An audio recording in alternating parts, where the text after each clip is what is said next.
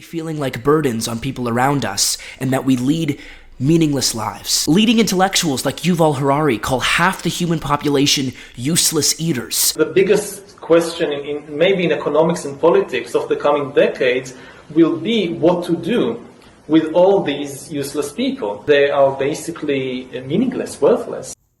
Now, when they start depopulating the population, which race of people you think they're going to start eliminating first? How you doing? These people love themselves so much, they hate every other race too, you know. I get it. They hate every other race, but they have a disdain, hate for us for some reason. And I come to the conclusion thinking that when you eliminate certain people, they have to be some type of threat, right? I mean, come on. We've been a thorn in y'all's side for centuries.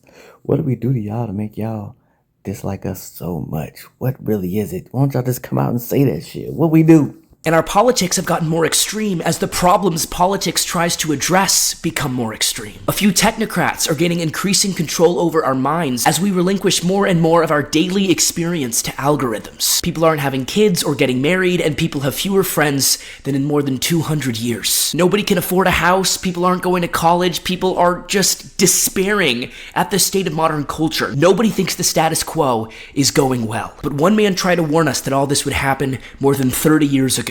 His name was Ted Kaczynski, the Unabomber. When Ted was 9 months old, he was hospitalized with a severe allergic reaction. But because hospitals prioritized industrial efficiency over caring for patients, Ted was separated from his parents as a newborn baby. Kaczynski's writings doesn't really align with any side of the political spectrum, because he just wanted to overthrow all of society. Think about it. The entire right-left divide is completely a response to how we deal with the problems of industrialization. Where do the terms left and right wing come from? They come from the two sides of the French Assembly. The left-wingers were in favor of the French Revolution, and the right-wingers were against it. And where does the French Revolution come from? Industrialization! France was by far the most advanced society in the world in terms of population and culture in 1789 because of industrialization. So they were the first to be able to have a revolution, and the left and right wing were formed in whether they should or not, how they should deal with industrialization. To this day, our entire left-right spectrum is how we should deal with the problems of industrialization. Kaczynski criticizes conservatives because he says, oh, the conservatives want to go back to the way society used to be. But they are fools. They don't realize you can't enact huge industrializing changes that don't also change the way people live and people's values. The real solution is to just end industry. But he also criticizes leftists. He says leftists are over-socialized by industrial society. What does that mean?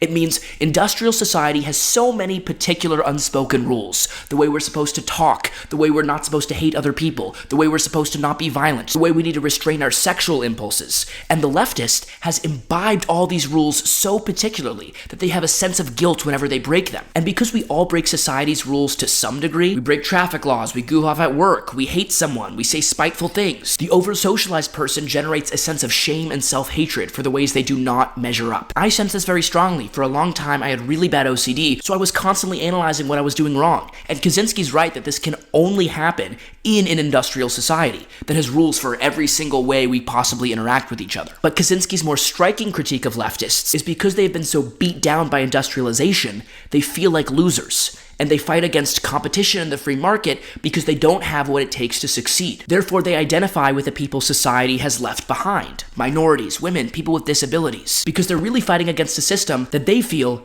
has forgotten them. He argues that feminists who are desperately anxious to prove that women are as strong and as capable as men reveal that they are really nagged by a deep insecurity that women may not be as strong and as capable as men. That's why they have to assert it so dogmatically and are so threatened when it's questioned. He argues the modern leftist does not really want to help the minority they speak on behalf of. The example he gives is if you believe affirmative action is good for black people, then it would make sense to argue for it in very calm ways, giving symbolic concessions to your opponents so no one feels antagonized by you and no one feels threatened by your proposal, so you can quietly enact the policy that you think will be helpful to minorities without causing a huge political political debate. So Kaczynski says when leftists advocate in such dogmatic and uncompromising ways, it isolates so many people who might otherwise be on their side, and therefore they're not able to achieve nearly as many policy goals as they would be able to if they took a much more conciliatory tone. Kaczynski argues this proves the real goal of the leftist is to express their own frustrated need for power that industrialization has crushed. Kaczynski argues the real problem for everybody, of all political persuasions, is that humans have a need for the power process. They want to feel in charge of their lives and that they're moving towards a meaningful goal. When that's crushed, we take up surrogate goals, like joining a political movement, so we can feel powerful in some indirect capacity, since we don't feel powerful